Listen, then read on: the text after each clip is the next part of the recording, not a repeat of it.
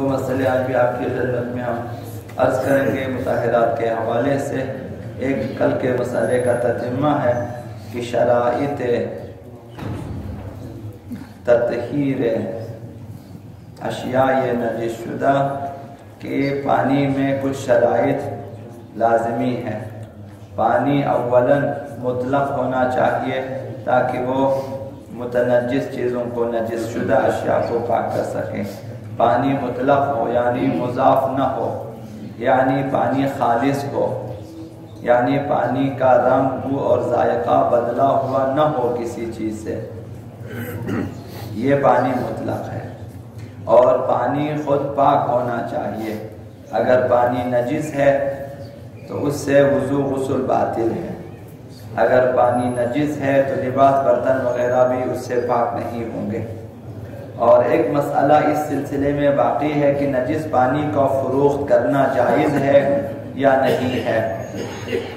تو نجس پانی کی خرید اور فروخت دونوں جائز ہے، لیکن دو شرائط کے ساتھ خریدار کو بتانا واجب ہے۔ پہلی شرط یہ ہے کہ اگر معلوم ہو کہ خریدار اسے جو ہے اگر اسے نہ بتایا جائے تو حکم واجب کی مخالفت ہوگی۔ مثلا خریدار اسے کھانے پینے میں استعمال کرے گا، اس وقت جو بیچنے والے کو چاہیے کہ اسے بتا دیں کہ بھئی یہ پانی نجس ہے۔ اور دوسری شرط یہ ہے کہ بتانے والے پہ اثر ہوتا ہو، اسے توقع ہو کہ اگر میں بتا دوں تو اس کے لیے فائدہ ہے اور یہ قبول کرے گا۔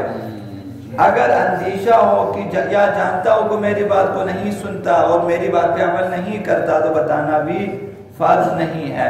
بہرحال نجس پانی بیچنا اور خریدنا جائز ہے۔ یہ پانی کی دو شرائط۔ تیسری شرط بھی ہے پانی میں کہ نجس شدہ اشیاء پاک ہو جائے۔ تیسری شرط یہ ہے کہ آخری بار جس چیز کو آپ نے دھونا ہے پانی سے پاک کرنے کے لیے، آخری بار دھونے پر پانی میں نجاست کا رنگ، بو یا ذائقہ نہ ہو۔ مثلا کبھی بعض چیزوں کو 2 دفعہ دھونا پڑتا ہے، کبھی بعض چیزوں کو 3 دفعہ دھونا ہوتا ہے، اور بعض چیزیں ایسی جنہیں 7 مرتبہ دھونا ہوتا ہے۔ تو آخری مرتبہ جب آپ نے دھویا تو پانی مضاف نہ ہو، پانی میں نجاست کا رنگ، نجاست کی بو یا نجاست کا ذائقہ نہ ہو، اس سے بدلا ہوا۔ مثلا کسی چیز کو 2 مرتبہ دھونا اگر لازم ہو تو دوسری بار دھونے پر پانی میں نجاست کا رنگ، بو یا ذائقہ پیدا نہ ہو تو وہ چیز پاک ہو جائے گی۔